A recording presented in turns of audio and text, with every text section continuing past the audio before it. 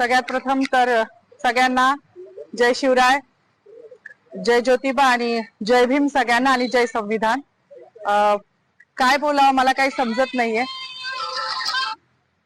पण आज संविधान दिवस आहे हे सगळ्यांना माहिती आहे. कुठल्या पण महापुरुषाने कुठल्या विशिष्ट जातीसाठी काम नाही केले आणि त्याच्यामध्ये स्त्रियांसाठी ज्यांनी काम केले ते माझ्यासाठी पुनर्जन्म देणारं व्यक्तिमत्व आहे. मग ते महात्मा फुले तर आहेच, ज्यांनी शिक्षण दिलं. त्यानंतर रघुनाथ कर्वे ज्यांनी संतती नियम देऊन स्त्रियांचं आयुष्य सुकर केलं. आणि तिसरे म्हणजे जे कायमच ज्यांना पिढ्यानपिढ्या त्यांचं ऋण फिटणार नाही असे डॉक्टर बाबासाहेब आंबेडकर, ज्यांनी हिंदू कोड बिल म्हणजे आज मला शोकांतिका आहे की मी जेव्हा जय भीमचा नारा लावला तेव्हा मला पोलीस स्टेशनला घेऊन येणारी जी महिला होती तिला पण म्हटलं, बाई आज तुझी वर्दी घालून मला घेऊन चाली ना पोलीस स्टेशनला, हे पण त्या बाबासाहेबांची कृपा आहे बरं तुझ्यावर. मला हसायला आलं, मी अजूनही आनंदी आहे, मला काही वाईट वाटत नाहीये.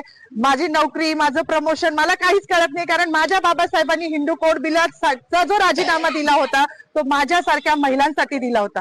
त्याला माहिती होतं का भविष्यात माधवी जाधव जन्माला येणार आहे नाशिकमध्ये आणि ती माझ्या अस्तित्वासाठी लढणार आहे, नव्हतं माहिती. पण आमचं अस्तित्व निर्माण व्हावं, आज ज्या बसल्या आहेत ना तिकडे मंत्रिमंडळात डोक्यावर पदर घेऊन निवडणुक्या पुरत्या, त्या पण बाबासाहेबांच्या जीवावर बसल्या आहेत.